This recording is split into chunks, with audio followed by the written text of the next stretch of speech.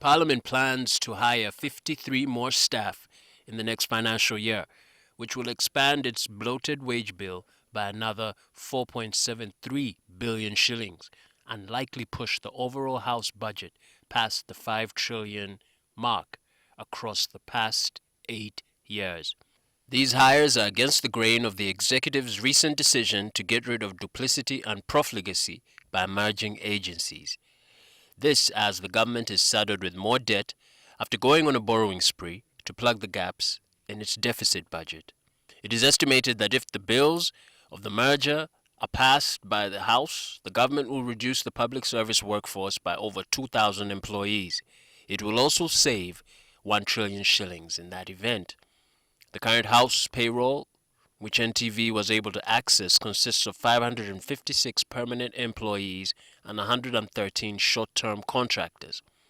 Upon scrutiny, there is evidence of role duplicity amongst not only the old staff, but also the proposed new staff hires. For instance, the Office of the Speaker currently has 28 staff and plans to hire another 12, including secretaries and policy wonks. Amongst the current staff in the Speaker's office is the Executive Secretary, a Principal Policy Analyst, 3 Senior Personal Assistants, 3 Assistant Secretaries, 2 Personal Assistants, 1 Senior Assistant Secretary, 2 Assistant Secretaries for the Commission, 2 Assistant Secretaries, Commissioners, and 16 personal aides in charge of persons with disabilities and the elderly. Other unfulfilled positions in the Office of the Speaker include 2 Assistant Directors, a Principal Press Secretary, a Principal Personal Assistant, a Senior Personal Assistant, a Press Secretary, 2 Assistant Secretaries, Commissioners, and 4 Personal Assistants, Commissioners, bringing the number to 12. Some of these roles are further duplicated under the Department of Communication and Public Affairs, CPA, which has 43 staff and requires another 4 staff to make it 47. Amongst the current positions of this amorphous structure is the Director, Communication and Public Affairs, the Assistant Director, Communication and Public Affairs, the Assistant Director, Media Relations, 4 Principal Information Officers, the Principal Public Affairs Officer, the Principal Protocol Officer, 2 Senior Information Officers, 2 Senior Public Affairs Officers, 2 Senior Protocol Officers, Ticketing, 2 Senior Protocol Officers, 9 Protocol Officers, 11 Public Affairs Officers, and 6 Information Officers. The Leader of the Opposition's office currently has 21 staff and plans to recruit another 3 officers. This office currently has 9 policy analysts and 1 senior policy analyst. It plans to hire another principal policy analyst and 2 assistant secretaries.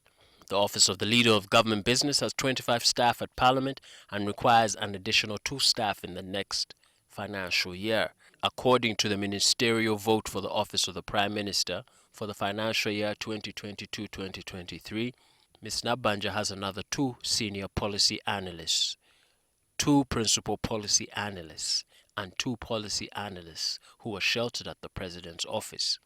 She also has 9 personal secretaries, 5 principal assistant secretaries, 4 political assistants, 2 senior assistant secretaries, 6 assistant secretaries, and 2 senior assistant secretaries, PA, and 6 senior assistant secretaries, admin, on the government payroll.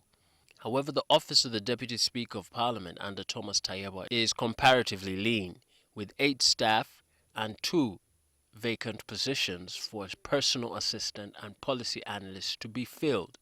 In the next financial year, the Speaker's office is seeking to raise its budget from 8.233 billion to 13.69 billion, per the 2023-2024 Finance Ministry budget estimates. The Office of the Deputy Speaker is seeking an increment from 7.13 billion to 10.729 billion shillings.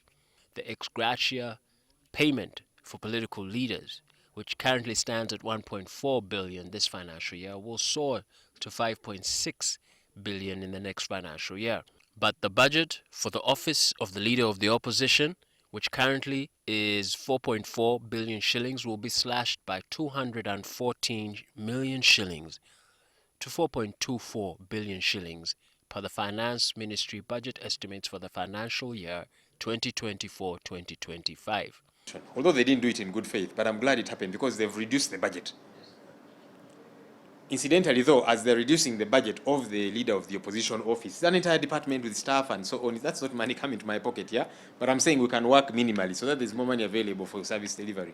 So as they're reducing mine, the speaker's budget is being increased by 5 billion shillings. The deputy speaker's budget being increased by 4 billion shillings. The vote for Parliament follows a pattern of galloping expenditure, as a survey conducted by the Civil Society Budget Advocacy Group indicates. The survey shows that the House budget has shot to 4.7 trillion shillings in the last 8 years.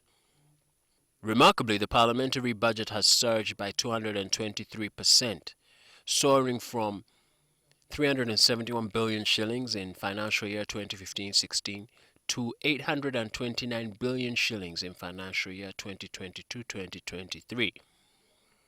Of this amount, 40% was doled out as allowances, amounting to 1.89 trillion shillings, part of the hefty perks for lawmakers and parliament staff who usually travel abroad on superfluous trips, such as benchmarking best practices from other countries.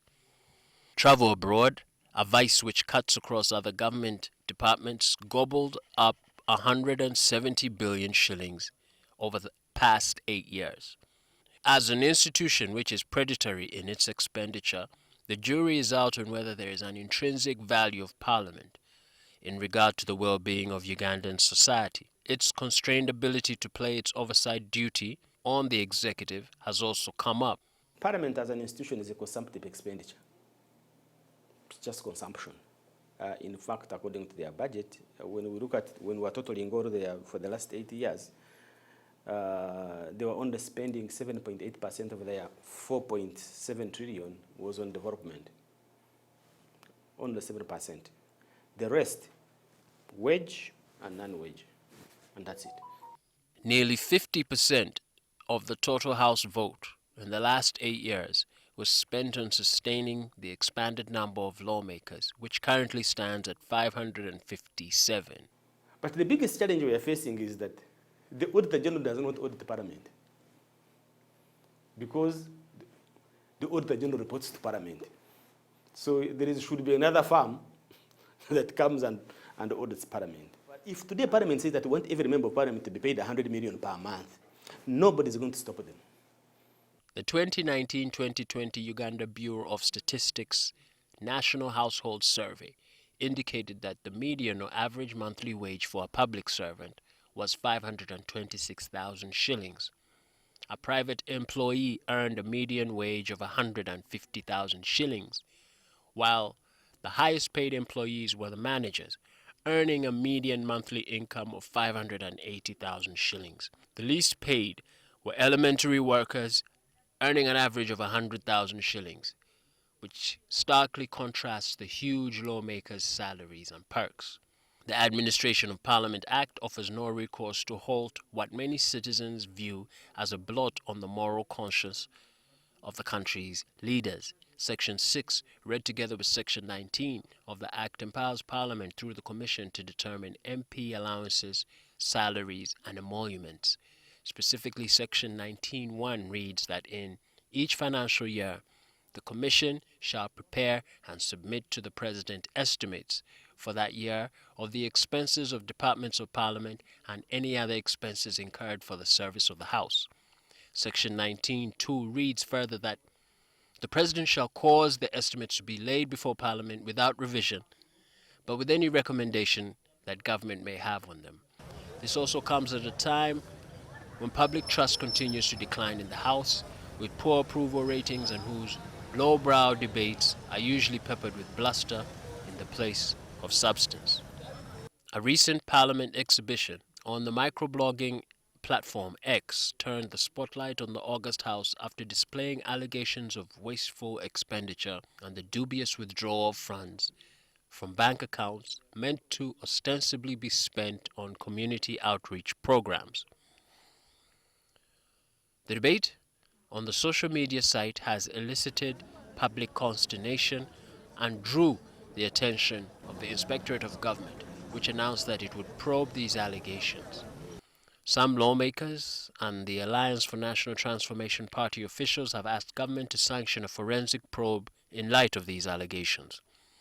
Chris Obore, who is the Director of Communication at Parliament, has previously accused the exhibitors, including journalist Agatha Tuhaire and a university lecturer and cartoonist Jimmy Spire Sentongo, as well as lawyer Godwin Toko, of authoring falsehoods meant to malign the Speaker, Anita Mong, and the image of the House. When the lawyers say who alleges should prove. So now he's saying the burden of proof should be the one who has been maliced. Are you getting it?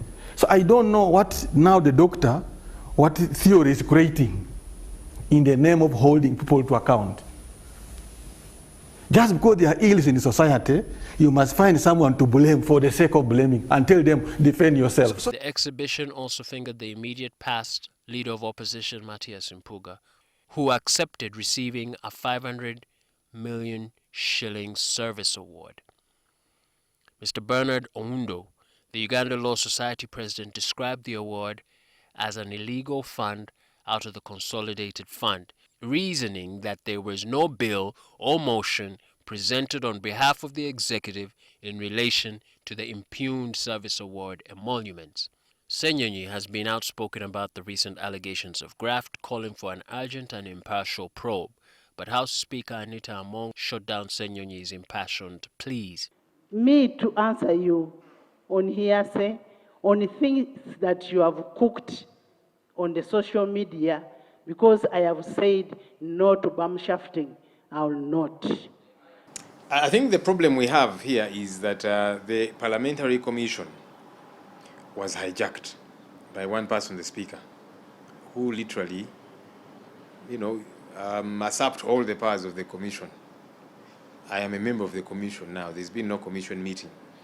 I wrote to her saying, can we convene a Commission meeting? Because the Commission is the top organ of this institution, determines all the financial expenditures and so on. I said, we need to discuss these issues as the Commission. The Commission last started in August of last year. She wrote back to me saying, they are busy, she's busy dealing with the budget framework paper and so on. So we